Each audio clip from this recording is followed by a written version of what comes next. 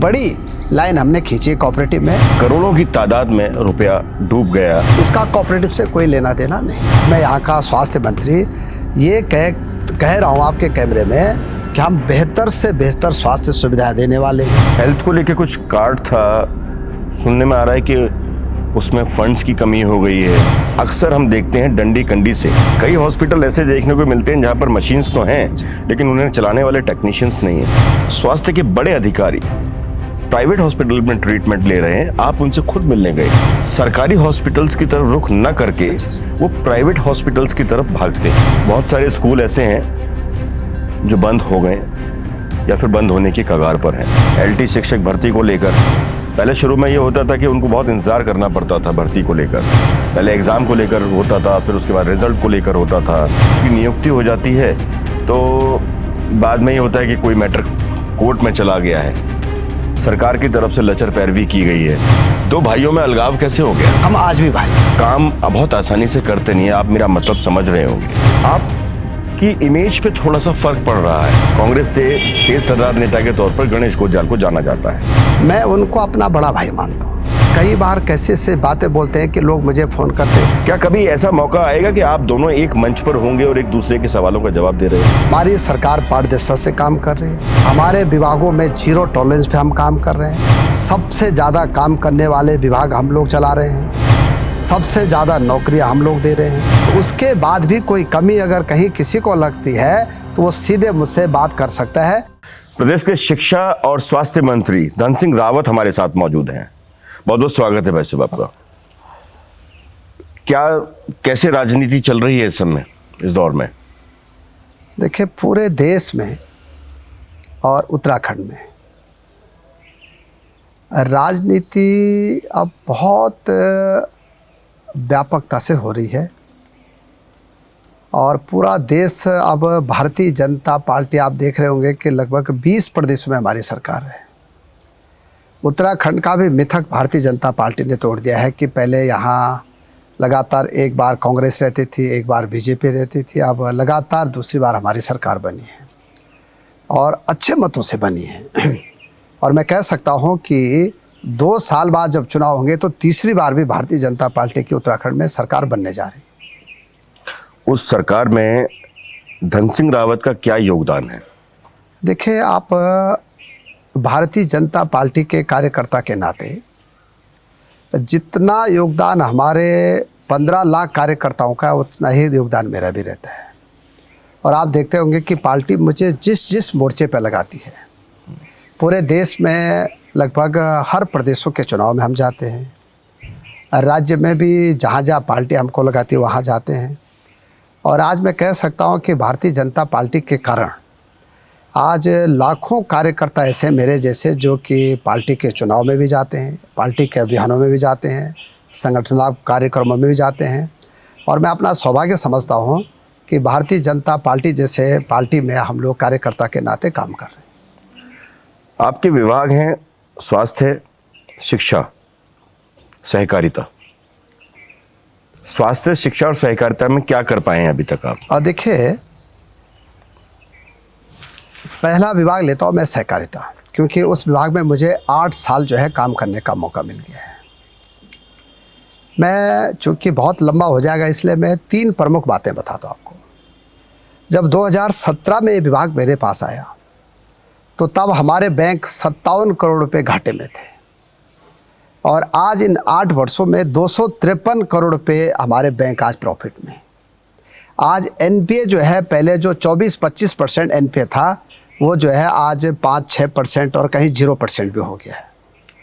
दूसरा बड़ा काम कोऑपरेटिव में हमने किया कि सारे जितने हमारी साधन सहकारी समितियां हैं उनको बहुउद्देशीय बनाया, उनको काम करने का मौका दिया। आज सीएससी केंद्र हमारे यहाँ, जन औषधि केंद्र हमारे यहाँ, पेट्रोल पंप हम लोग खोल रहे हैं।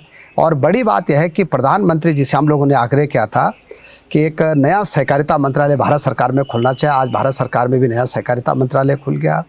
और तीसरा बड़ा काम हमने किया कि अब नियुक्तियां हमारे यहाँ पारदर्शी हो रही हैं, आईबीपीएस से नियुक्तियां हो रही हैं। जो संस्था जो है हमारी बैंकिंग में नियुक्ति करती है, जो नेशनल बैंक की, उसी संस्था के द्वारा अब हमारे बैंकों में भी नियुक्तियां हो रही हैं।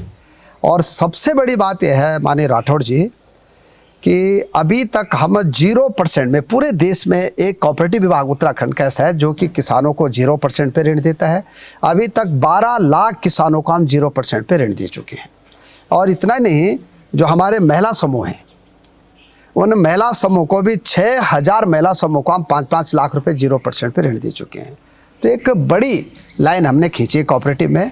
जहाँ तक स्वास्थ्य की बात है तो स्वास्थ्य में भी आप 3 प्रमुख, माफ़ कीजिएगा मैं आपकी बात यहाँ काट रहा हूँ। आपने चूँकि शुरुआत सहकारिता से की तो एक सवाल सहकारिता से संबंधित ही आ जाता है। आपके क्षेत्र विशेष में खासकर गढ़वाल की अगर हम बात करें तो गढ़वाल में एक मुद्दा गरमाया LUCC कंपनी के नाम से।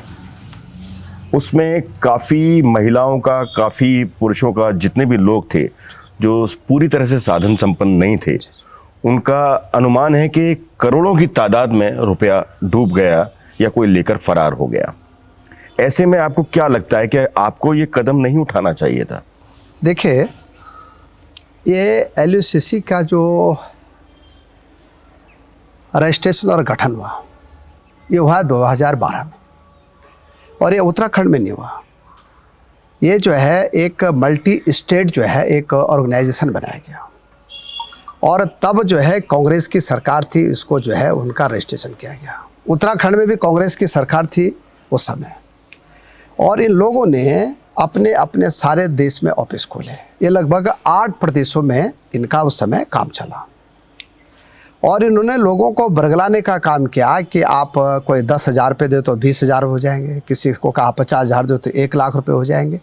लोग धीरे धीरे धीरे इनके चुंगल में आते गए, और जब ये बात हुई कि ये फरार हो गए या गड़बड़ कर रहे हैं, तो जैसे मुझे पता चला, और हमारे गढ़वाल के सांसद अनिल बलूनी जी थे, श्रीनगर में कई लोग हमको मिलने आए, कोटद्वार में भी मिलने आए।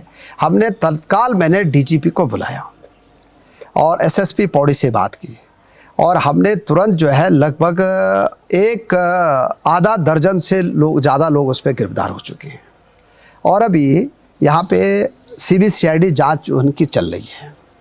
और मैं कह सकता हूँ कि जितने भी लोगों ने गड़बड़ किया है वो लोग जेल भी जाएंगे, उनके खिलाफ कार्रवाई भी की जाएगी, और भारत सरकार ने भी इसमें लिक्विडेटर बिठा दिया है। लिक्विडेटर बिठाने का मतलब ये होता है कि जिन भी लोगों ने गड़बड़ किया उनकी संपत्ति कुर्क की जाएगी, और जो जो उनके जो है जिनके पैसे लिए गए उनको पैसा दिया जाएगा। तो मैं कह सकता हूँ कि जैसे एक झटके में हमारे संज्ञान में, हमने तुरंत इस पर एक्शन किया है, और मैं ये कह सकता हूँ कि जब भी उनको मेरी ज़रूरत पड़ेगी मैं 24 घंटे उनके साथ खड़ा हूँ, और निश्चित रूप से दोषियों के खिलाफ कार्रवाई की जाए। एक बात और सामने आई, आपने शुरुआती दौर में ये कहा था कि इस कंपनी का रजिस्ट्रेशन उत्तराखंड में और सहकारिता में नहीं हुआ। फिर बाद में एक बयान आपका आता है, उसमें कहा कि 2017 के आसपास इनका रजिस्ट्रेशन हुआ। उसके बाद आपने शायद ये जिक्र किया कि 2022 में आपने भारत सरकार को इसको लेकर एक चिट्ठी लिखी। क्या ये सही है? देखिए, मैं 3 बातें बताता हूँ। पहली बात यह है कि इनका रजिस्ट्रेशन 2012 में हुआ, इसका कोऑपरेटिव से कोई लेना देना नहीं था। ये कृषि मंत्रालय के अधीन इन लोगों ने रजिस्ट्रेशन किया। फिर उन्हें 2016 में अप्लाई किया उत्तराखंड में, क्योंकि मल्टी स्टेट जो है काम करना चाह रहे थे। 2016 में भी कांग्रेस की सरकार थी। 2017 जनवरी को इनको यहाँ जो है रजिस्ट्रेशन किया गया, तब हमारी सरकार नहीं थी। 2022 में जब इन्होंने काम करने के लिए जो है ये कहा कि हमको यहाँ काम का विस्तार किया जाए, तो हमारे तत्कालीन रजिस्ट्रार ने इनको ये कहा, क्योंकि कोऑपरेटिव से मतलब नहीं था, क्योंकि रजिस्ट्रेशन जो है रजिस्ट्रार क्या होता है, और चिट फंड के जितने भी रजिस्ट्रेशन होते हैं आपने देखा होगा कि सब रजिस्ट्रार क्या होते हैं। तो रजिस्ट्रार ने लिखा भारत सरकार को कि चूँकि ये गड़बड़ कर रहे हैं इसलिए इनकी जाँच कराई जाए, और जाँच की गई, और जाँच करने के बाद एक्शन किया गया।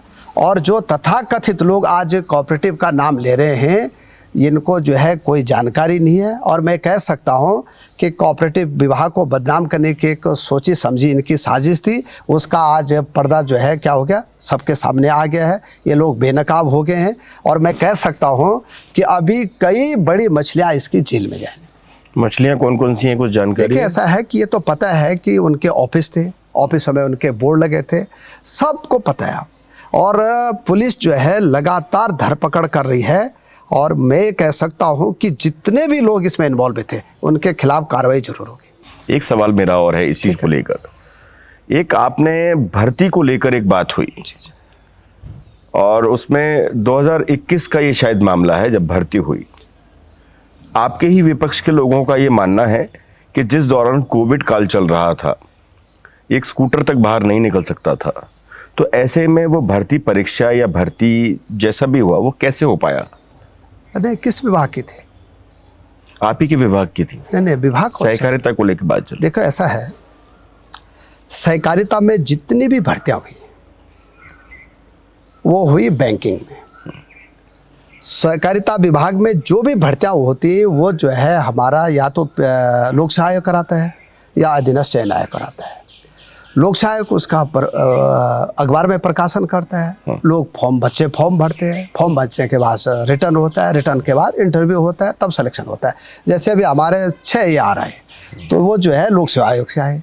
रही बैंकिंग की, बैंकों में भी जितनी नियुक्तियाँ हुई वो IBPS के द्वारा हुई है और IBPS जो है ऑनलाइन जो है पूरे फॉर्म देता है, ऑफलाइन भी फॉर्म देते हैं। उनके विधिवत जो है हजारों बच्चे उसमें फॉर्म भरते हैं, फॉर्म भरने के बाद रिटर्न होता है, टेस्ट होता है, तब जाके नियुक्तियाँ होती है। कहीं बंद दरवाजे में कोई नियुक्तियाँ नहीं होती।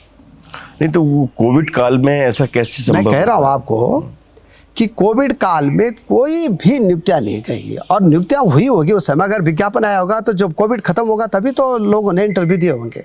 कोविड के समय तो हो नहीं सकता।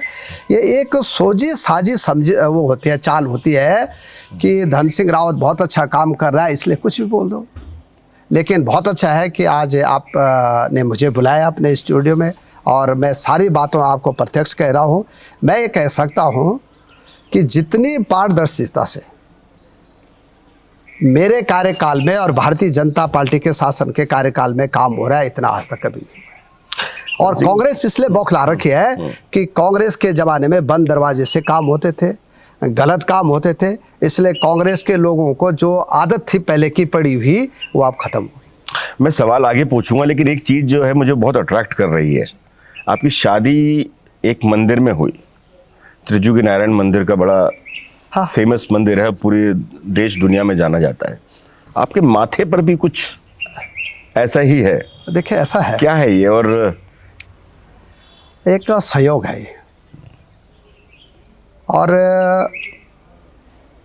जब मैं विद्यार्थी परिषद का संगठन मंत्री था, मैं विद्यार्थी परिषद का प्रदेश संगठन मंत्री रहा हूँ, मैं भारतीय जनता पार्टी का प्रदेश का महामंत्री रहा हूँ, संगठन मंत्री रहा हूँ। तो निश्चित रूप से जो है कुछ लोग तो बोलते हैं, आपने देखा होगा मैं बोलता कम हूँ, काम पे विश्वास करता हूँ। तो त्रिजुगी नारायण चूँकि शिव और पार्वती जी की शादी हुई, बहुत पौराणिक बातें हैं, आप सब लोग जानते हैं, बहुत विश्वविख्यात मंदिर है। तो हमारे घर वालों की हमारी इच्छा थी कि भाई हमारी भी शादी वहाँ हो, तो इसलिए जो है हम लोगों ने विधिवत वहाँ पे शादी की है। और मैं चूँकि भगवान को मानने वाला हूँ, ठीक है, हम सब लोग उत्तराखंड के लोग जो है 4 धाम यात्रा में जाते हैं, भगवान को मानने वाले हैं। तो मुझे लगता है कि मैं जब कभी मुझ पर मौका मिलता है, और आज तो अच्छा दिन है, आज का व्रत का भी दिन है, तो मैं भी मंदिर होके आ रहा हूँ, इसलिए आप टीका लगा है मैंने, इसलिए आप देख रहे होंगे माथे पर भी ओम नमः शिवाय ही लिखा हुआ है। है कि सब भगवान की कृपा है और उसी से हम आगे बढ़ रहे हैं। आज धन सिंह रावत एक कद्दावर मंत्री के तौर पर उत्तराखंड में देखे जाते हैं। मैं श्रीनगर हाल ही में गया, आपके क्षेत्र में भी मैं गया। माफ़ कीजिएगा, मैं एक शब्द का इस्तेमाल करूंगा। किसी ज़माने में आपको कहा जाता था कि यार ये कौन है, ऐसी आ जाता है और फकड़ों की तरफ घूमता है, पता नहीं क्या करता है। फिर अचानक से एक रातों रात एक सड़क बनने तैयार होती है और वो सड़क पता लगती है कि वो धन सिंह रावत के सौजन्य से तैयार हो रही है। तब लोगों की आंखें खुलती हैं और उनको समझ आता है कि धन सिंह रावत जिसे हम ये कहते थे वो आखिर है कौन। और धीरे धीरे उन्हें जब पता लगता है कि वो राजनीति के माहिर खिलाड़ी होते चले जा रहे हैं, लेकिन वही राजनीति के माहिर खिलाड़ी कहीं ना कहीं चूक जाते हैं। मैं आपके ही एक विभाग स्वास्थ्य की बात करूंगा। स्वास्थ्य विभाग में अक्सर हम देखते हैं डंडी कंडी से महिलाओं को सड़कों तक लाया जाता है। बहुत सारी महिलाएं ऐसी हैं जो प्रसव से पहले ही उनकी हालत गंभीर हो जाती है, स्वास्थ्य विभाग, चाहे वो कांग्रेस की सरकार रही हो या फिर आज बीजेपी की सरकार रही हो, दोनों ही सरकारों में उनका कुछ हो नहीं पाया। देखिए माननीय राठौर जी, आज मैं आपको बता सकता हूं कि उत्तराखंड राज्य में जितनी भी गर्भवती महिलाएं हैं उनको संस्थागत डिलीवरी कराना स्वास्थ्य विभाग का काम है।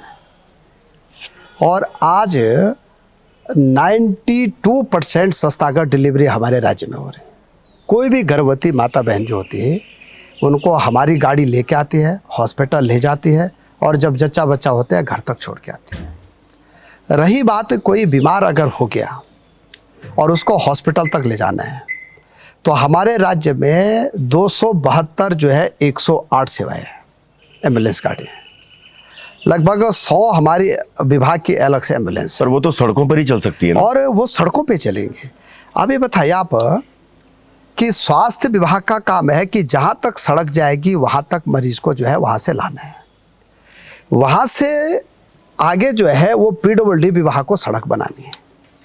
पर स्वास्थ्य विभाग का ये काम नहीं है कि उस गांव में, उस परिक्षेत्र में एक हॉस्पिटल हो, ताकि मैं आ रहा हूँ उस पे जी। जिस दिन पीडब्ल्यूडी विभाग गांव तक रोड बना देगा उस दिन हमारी 108 गांव तक चले जाएंगे। और आज मैं गर्व से कह रहा हूँ कि उत्तराखंड के 90% से ज़्यादा गांव में अब सड़क चले गई है। अब वो गांव छूट गए जहाँ वन विभाग के कारण सड़कें नहीं कट पा रही या गांव के कुछ विवाद है आपस के, उसके कारण नहीं कट पा रही। लेकिन मैं कह सकता हूं कि हमारी सरकार की मंशा यह है कि हर गांव तक सड़क देना है। जहां तक रही बात अब कि हर गांव में हॉस्पिटल ना हो, हॉस्पिटल सामुदायिक केंद्र हो जिसमें इलाज हो सके। मैं उसी पे बता रहा हूं आपको। अब हमने अपने प्रदेश में 1850 आरोग्य मंदिर बना दिए, आयुष्मान आरोग्य मंदिर 1800। वहाँ पे एक एनएम रहती है, वहाँ पे एक फार्मासिस्ट रहेगा, वहाँ पे जो है एक सीएचओ रहेगा और वहाँ पे एक नर्सिंग अधिकारी रहेगा। कहे फार्मासिस्ट की पोस्ट है तो वो रहेगा, नहीं तो वहाँ पे एनएम रहेगी, आशा दीदी रहेगी। और मुझे बड़ी खुशी होती है कि इन 3 सालों में अभी तक हमने 1600 सीएचओ जो है वहाँ भेज दिए हैं।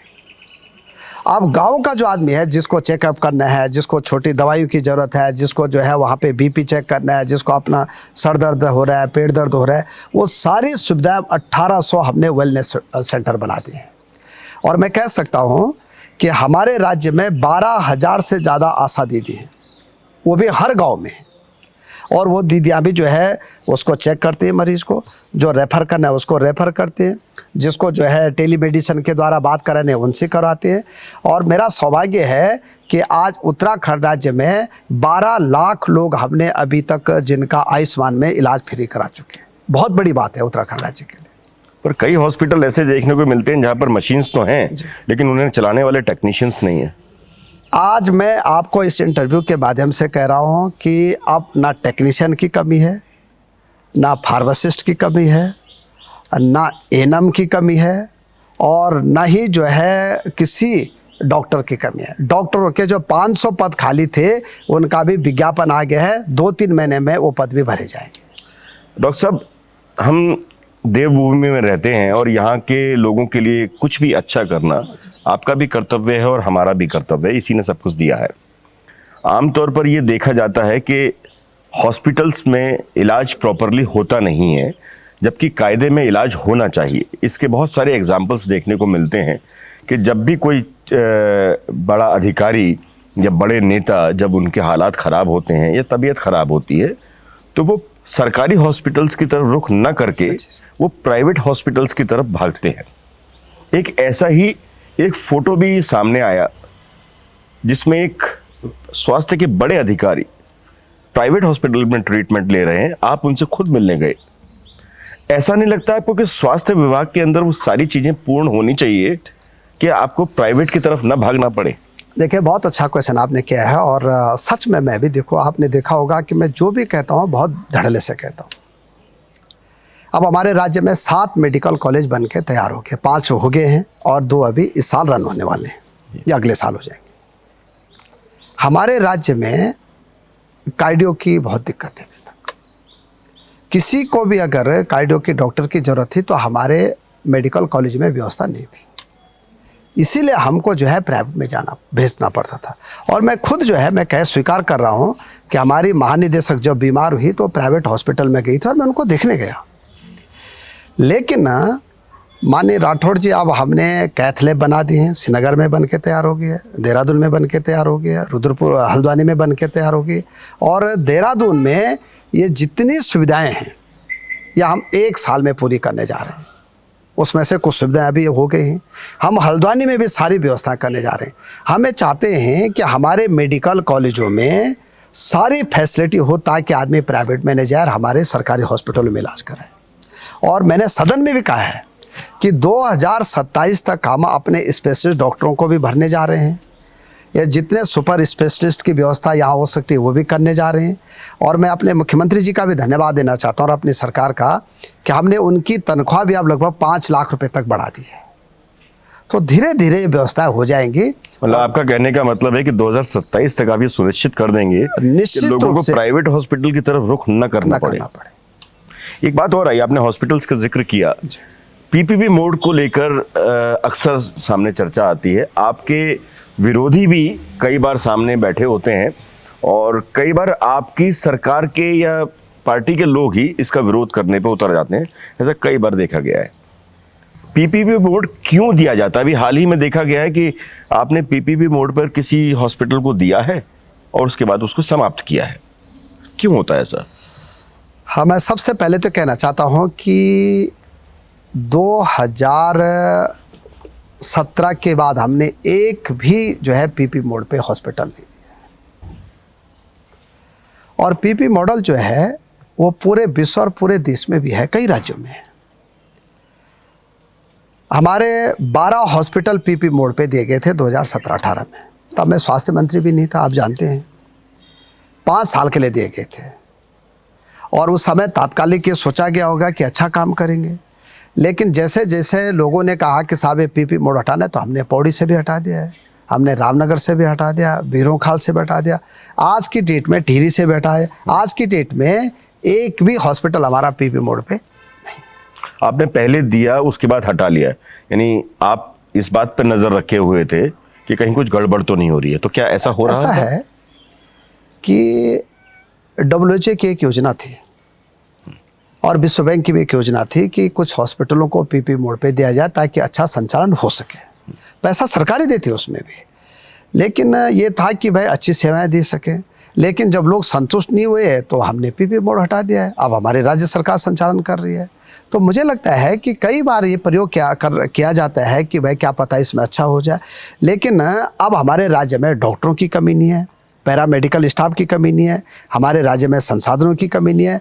अब हमें चाहते हैं कि हम अपने हॉस्पिटलों को अपने पांव पे खुद आगे करें। आप वादा करते हैं कैमरे पर के आने वाले वक्त में जल्दी ही लोगों को स्वास्थ्य को लेकर जो परेशानियां होती हैं वो खत्म हो जाएंगी? देखिए, मैं 200% वादा कर रहा हूं कि उत्तराखंड राज्य, आप पूरे राज्यों का भ्रमण कर लीजिए, मैं ये गारंटी दे सकता हूं कि उत्तराखंड भारतीय जनता पार्टी की सरकार, हमारे मुख्यमंत्री जी, हमारे माननीय प्रधानमंत्री जी, हमारे देश के स्वास्थ्य मंत्री जी और मैं यहाँ का स्वास्थ्य मंत्री, ये कह रहा हूँ आपके कैमरे में कि हम बेहतर से बेहतर स्वास्थ्य सुविधाएं देने वाले हैं। हम अच्छा से अच्छा हॉस्पिटलों की व्यवस्थाएं करने जा रहे हैं। और आप देख रहे होंगे कि आज की डेट में भी आज 32,000 मरीज पर डे हमारी सरकारी जो है सिस्टम पे जो है इलाज कराने के लिए आते पर डे। वो हेल्थ को लेके कुछ कार्ड था, सुनने में आ रहा है कि उसमें फंड्स की कमी हो गई है। देखिए, ऐसा है कि जो हमारा आयुष्मान कार्ड है जी, प्रधानमंत्री जी ने एक बड़ा निर्णय किया कि 5 लाख तक का इलाज जो है गरीब लोगों के लिए फ्री कराने का। हमारी सरकार ने उससे बड़ा काम किया कि 5 लाख का इलाज सबके लिए फ्री कर दिया। उस समय सोचा गया था कि लगभग 500 करोड़ रुपए इस पे खर्च होंगे, लेकिन आज की डेट पे लगभग 2600 करोड़ रुपए इस योजना पे खर्च हो चुके हैं। तो कुल मिला के यह है कि जब हमने सबके लिए कर दिया है, लगभग 60 लाख लोग आयुष्मान कार्ड में कवर हो चुके हैं। तो अभी गोल्डन कार्ड में कुछ पैसों की दिक्कत आई जो कर्मचारियों के लिए, आज हम उसके लिए बैठक भी कर रहे हैं। एक बैठक हम कर्मचारियों के साथ भी कर रहे हैं और मुझे लगता है कि इस मामले को जो है हम समाधान जल्दी कर लेंगे। आप डॉक्टरेट लेकर धन सिंह रावत से डॉक्टर धन सिंह रावत हैं, तो ऐसा हो नहीं सकता कि शिक्षा की बात ना हो। शिक्षा में बहुत सारे स्कूल ऐसे हैं जो बंद हो गए या फिर बंद होने की कगार पर हैं। एक अच्छा खासा बजट होता है शिक्षा को लेकर, उनके उत्थान को लेकर होता है, पर ऐसा होता दिख रहा है आपको? देखिए, सबसे पहले तो मैं कहना चाहता हूँ कि सरकार एक भी स्कूल बंद नहीं करने जा रही। समझ नहीं आता कि एक तरफ बयान आते हैं कि ये वाले स्कूल बंद होंगे और आप कह रहे हैं कि सरकार एक भी स्कूल बंद नहीं मैं करेगी। फिर कह रहा हूँ, मैंने सदन में भी कहा है, यहाँ पे भी आपके सामने भी कह रहा हूँ कि सरकार एक भी स्कूल बंद नहीं करेगी, चाहे वहाँ एक बच्चा होगा। देखो, राइट टू एजुकेशन में हमको पर बच्चे को पढ़ाना है, और कोई चाहे गरीब का बच्चा हो चाहे गांव में बच्चा हो, उस बच्चे को वहाँ टीचर भी देना है, स्कूल भी देना है, किताबें भी देनी, कॉपी भी देनी। अब अगर किसी गांव में माननीय राठौड़ जी एक भी बच्चा अगर पढ़ने वाला नहीं है तो फिर वहाँ स्कूल चलेगी कैसे?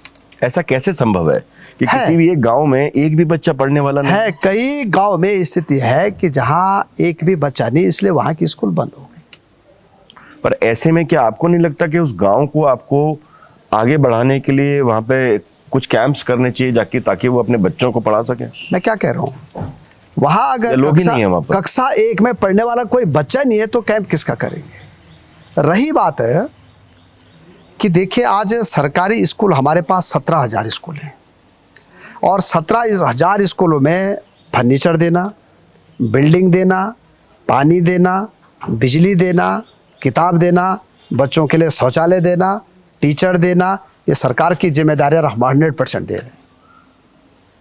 आप किसी भी स्कूल में जाइए, पानी की व्यवस्था हम दे रहे हैं, बिजली की व्यवस्था हम दे रहे हैं, बच्चों को फ्री किताबें दे रहे हैं, बच्चों को जो है स्कूल में 8वीं तक के बच्चों को मध्याह्न भोजन हमारी सरकार दे रही है, बस्ते हम फ्री देते हैं, ड्रेस फ्री देते हैं, एक जो है बच्चों के लिए साइकिल, जो कक्षा 9th में लड़कियां पढ़ती हैं उनको साइकिल भी देते हैं।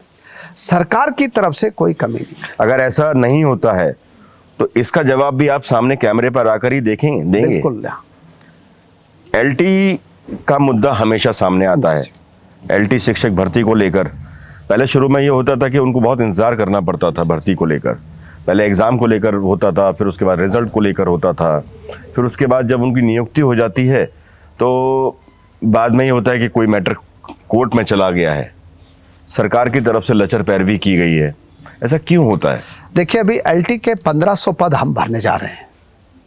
जिनकी नियुक्ति हो गई उनका क्या होगा? उन्हीं के मैं आ रहा हूँ। अभी अधीनस्थ चयन आयोग से उनका रिजल्ट आ गया है। रिजल्ट आने से पहले भी कोर्ट में मामला गया। जैसे हम नियुक्तियां देने वाले थे तो कोर्ट ने आदेश कर दिया कि अभी इनकी नियुक्तियों पर रोक लगाई जाए। ठीक है। और हमारी सरकार खुद कोर्ट गई है कि हमको इनकी नियुक्तियां करनी है। जिस दिन कोर्ट का निर्णय आ जाएगा, हमने कोर्ट से भी कहा है कि भाई हमको जल्दी टीचर चाहिए, उस दिन हम उसके अगले दिन हम भर्ती कर देंगे। अब चूंकि मामला कोर्ट में विचाराधीन है तो इस पर मैं उस पर ज़्यादा बोल नहीं सकता हूँ, लेकिन मैं कह सकता हूँ कि सरकार की मंशा क्लियर है कि जिस भी बच्चे का रिजल्ट आएगा उसको हमको नियुक्ति देनी। मैं ये समझता हूँ कि कोर्ट के मामले में आप ज़्यादा नहीं बोल सकते हैं, मैं ज़्यादा नहीं बोल सकता हूँ, लेकिन हमेशा ऐसा देखने को मिलता है कि जब पैरवी करने की जिम्मेदारी हमारी है।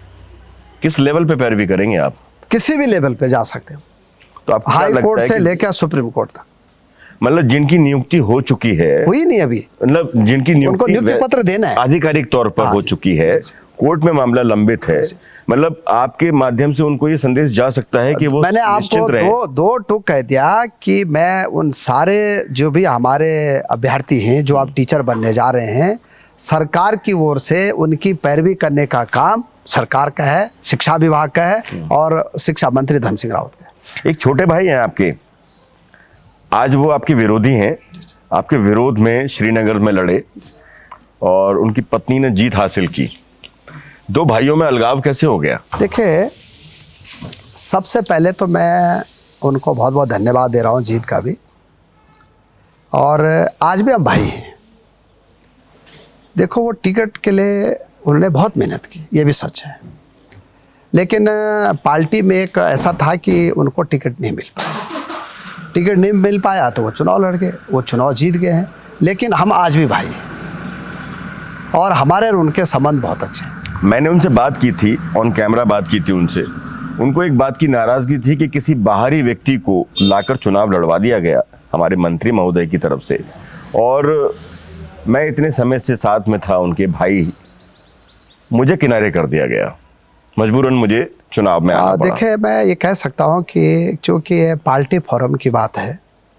हालांकि मैं आपकी बात काट के कह रहा हूँ, हालांकि उनका एक और कहना था कि जैसे आपने बताया कि वो भाई हैं, वो हमेशा एक बात पर जोर देते रहे कि मंत्री जी मेरे बड़े भाई हैं, अच्छे आदमी हैं, पर किन्हीं 2-4 लोगों की तरफ से वो घिरे हुए हैं, तो वो सही फैसला नहीं ले पा रहे। ऐसा होता है कि जब भी जिसको टिकट नहीं मिलता है तो यह बोलता है कि वो घिरे हैं।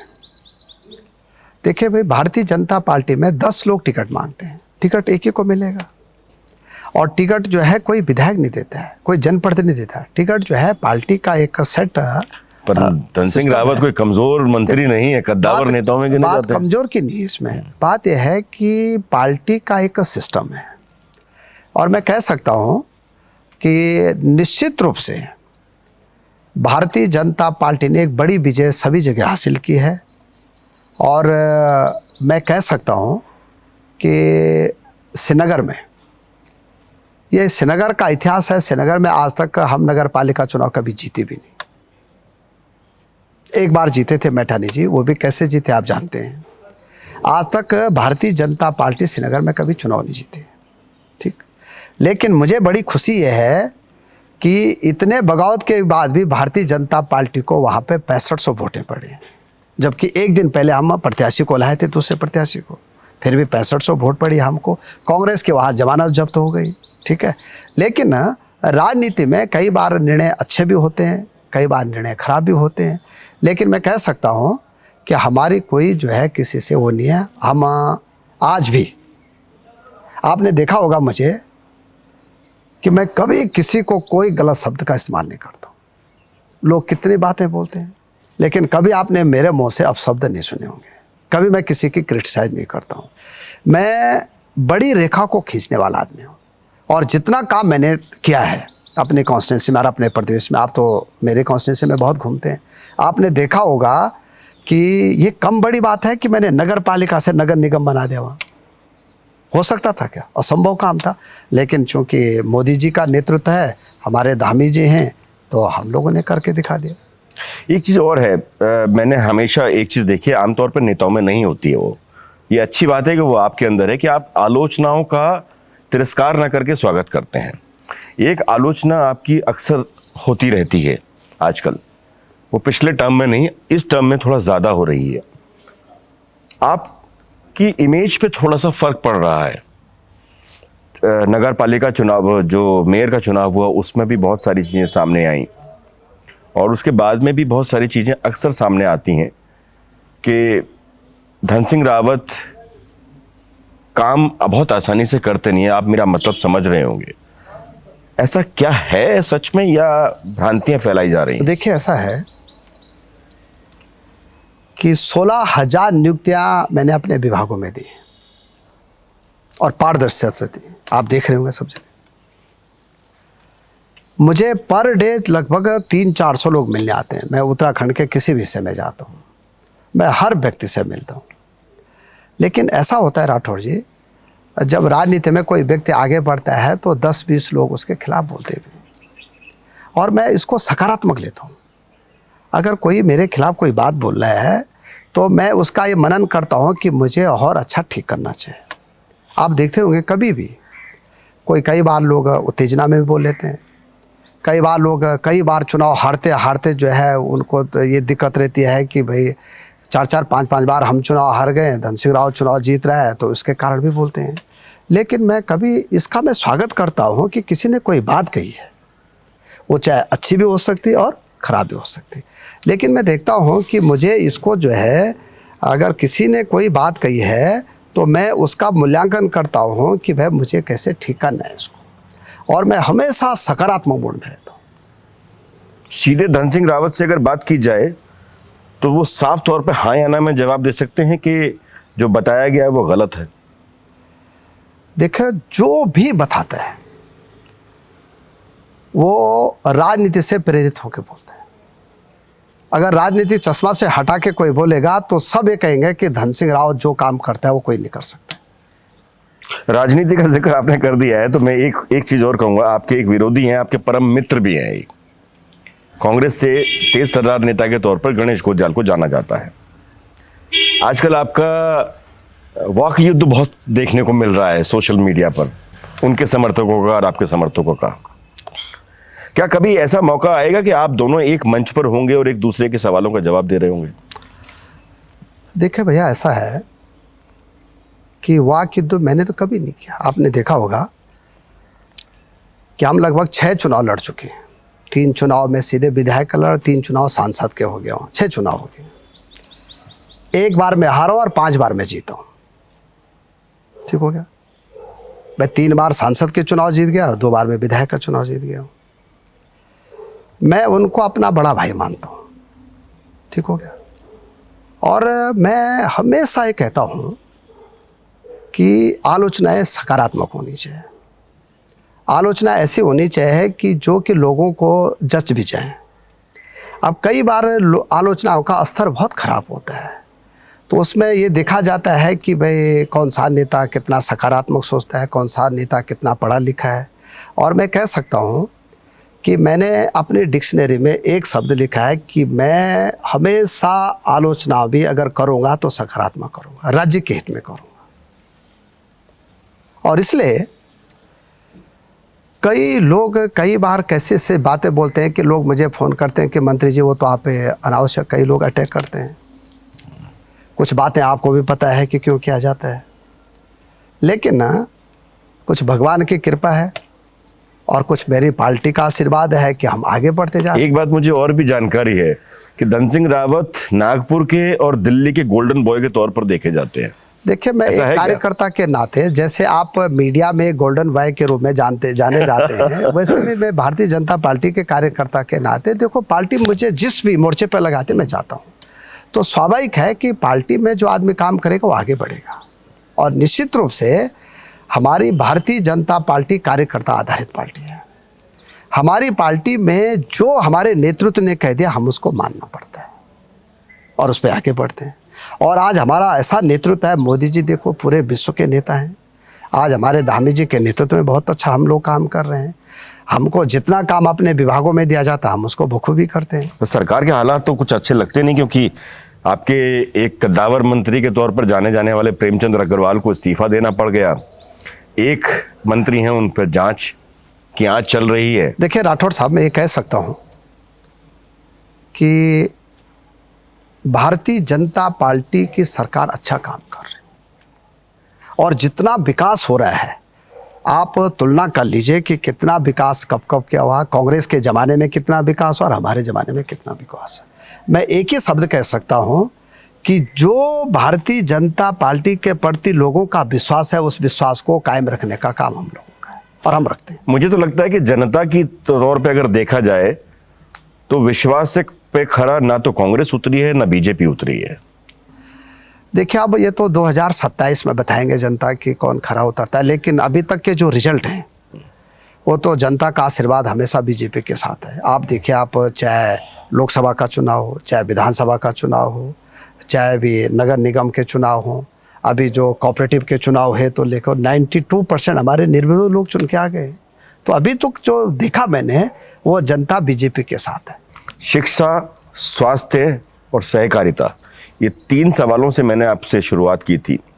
इन तीनों से ही संबंधित जो भी लोग हैं जिनके आपके ऊपर सवाल है और जो ये जानना चाहते हैं कि आखिर उनके साथ अच्छा हो रहा है या बुरा हो रहा है, और बुरा हो रहा है तो क्यों हो रहा है, आप सीधे तौर पर जवाब दे पाएंगे? देखिए, मेरा सभी दर्शकों से एक ही निवेदन है हाथ जोड़ के कि हमारी सरकार पारदर्शिता से काम कर रही है। हमारे विभागों में 0 टॉलरेंस पे हम काम कर रहे हैं। सबसे ज़्यादा काम करने वाले विभाग हम लोग चला रहे हैं। सबसे ज़्यादा नौकरियां हम लोग दे रहे हैं। और उसके बाद भी कोई कमी अगर कहीं किसी को लगती है तो वो सीधे मुझसे बात कर सकता है और हम उस कमी को पूरा करें। हमसे बात करने के लिए बहुत बहुत धन्यवाद।